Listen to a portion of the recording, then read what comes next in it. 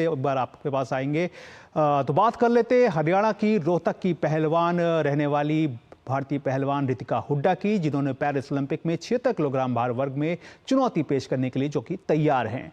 रितिका रोहतक में ही रहकर अपनी तैयारी को अंजाम देने में जुटी हुई हैं। वो पहली भारतीय महिला पहलवान है जो ओलंपिक में 76 किलोग्राम भार वर्ग में चुनौती पेश करेंगी। उनसे खास बात की डीडी न्यूज ने। ओलंपिक में कुश्ती से पदक की उम्मीद हरदम रहती है और ऐसी ही एक उम्मीद, एक बड़ी उम्मीद जो है रितिका हुड्डा है, जो इस वक्त हमारे साथ है। आइए उनसे बात करते हैं। रितिका, सबसे पहला सवाल, ओलंपिक अब सामने है। हमेशा हर किसी खिलाड़ी की जो तमन्ना रहती है ओलंपिक खेलने की होती है और वहाँ पे मेडल जीतने की होती है। अब ये आपके सामने है, किस तरह के एक एक्सपीरियंस दे रहा है और किस तरह की एक अंदर जो है वो आपके क्या कुछ चल रहा है इस वक्त?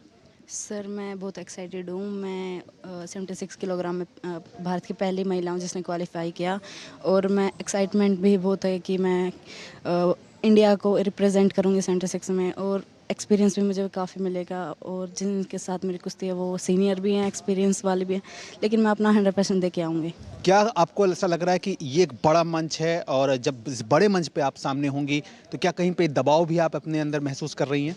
सर, ये बड़ा मंच तो हर एथलीट का सपना होता है ओलंपिक में मेडल लाना, और जैसे मतलब प्रेशर है लेकिन इतना नहीं है, क्योंकि मुझे अपनी प्रैक्टिस पे भरोसा है। मैं अपना 100% दे के आऊँगी, मेडल के साथ वापस आऊँगी। जो मेडल्स होते हैं वो किस तरह से एक खिलाड़ी को बूस्ट अप करते हैं?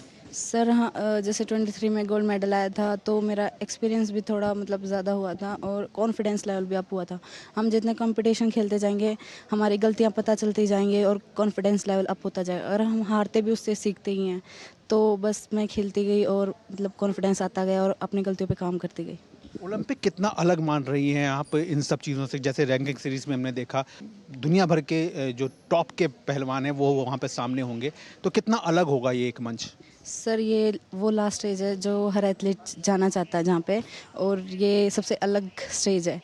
तो यहाँ पे वर्ल्ड के टॉप प्लेयर आते हैं, उनके साथ हम बाउट खेलते हैं, अपनी गलतियाँ पता चलती है। जीते तो मतलब हमें एक्सपीरियंस और ज़्यादा होता है, कॉन्फिडेंस लेवल अप होता है। तो मतलब एक्साइटेड भी और प्रेशर दोनों ही है। रितिका, आपसे ये जानना चाहेंगे कि रेसलिंग, आपने रेसलिंग ही क्यों चुना और जब से आप रेसलिंग में आई हैं तब से किन किन बदलावों के दौर से आप गुजरी हैं? सर, रेसलिंग में स्टार्टिंग से मतलब खेल कूद में मतलब मुझे पसंद है खेल कूदना, और जैसे मैं हैंडबॉल करती थी तो टीम गेम था, पापा ने मुझे इंडिविजुअल गेम दिलवाया कि अपना खुद का नाम होना चाहिए। तो पापा ने मुझसे रेसलिंग की पूछी तो मैंने हाँ भरी, और जैसे मतलब इस गेम में मतलब अपनी अलग पहचान होती है, तो मुझे रेसलिंग करना इसलिए पसंद है क्योंकि मैं घर पे भी लड़ाई झगड़ा ज़्यादा करती हूँ, इसलिए। अभी चुनौती की अगर बात करें तो ओलंपिक में सबसे बड़ी चुनौती आप किस देश को मान रही हैं अपनी कैटेगरी में? सर, मेरी कैटेगरी में तीन प्लेयर ऐसी जो अच्छी हैं, तुर्की है, जापान और किर्गिस्तान। दूसरा ये है कि आपका क्योंकि 76 केजी है तो वेट को मेंटेन भी करना एक बड़ी चुनौती हो जाती है, क्योंकि इससे ज़्यादा वेट होगा तो दिक्कत होगी कहीं ना कहीं। तो इसको किस तरह से टैकल कर रही हैं? और साथ ही साथ इंजरी इस सब के बीच में इंजरी एक बड़ा विषय हो जाता है, क्योंकि प्रैक्टिस के साथ साथ इंजरी से भी बचना होता है, तो उसको कैसे कैसे देख रही हैं आप? सर, मतलब इंजरी तो हमारी तब होती है हमारी बॉडी ज़्यादा थकावट हो जाती है, या हम मतलब थकान होने के बाद भी ज़्यादा लगातार करते रहते हैं। लेकिन मैं हर चीज़ को मेंटेन कर रही हूँ, स्ट्रेंथ भी, अपनी वेट मेंटेन भी, हर मतलब सर मेरे हर चीज़ पे ध्यान दे रहे हैं। अगर मैं थकी हुई तो मुझे रेस्ट देंगे, तो इससे मैं इंजरी से भी बची रहूँगी। पीएम मोदी जिस तरह से खिलाड़ियों से बात करते हैं, हमेशा हौसला अफजाई करते हैं, उनके इस कदम को कैसे देखती हैं?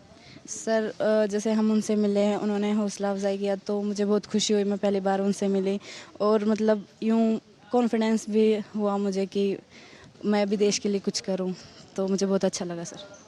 थैंक यू, आपने हमसे बात की, बहुत बहुत शुक्रिया।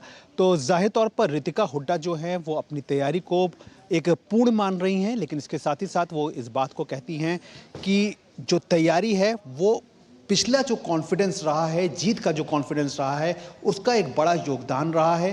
ओलंपिक वो खेल रही हैं, मेडल आए या ना आए ये एक अलग बात होती है, लेकिन सबसे बड़ी बात क्या है कि उनको एक अनुभव के तौर पर एक बड़ा मंच मिल रहा है।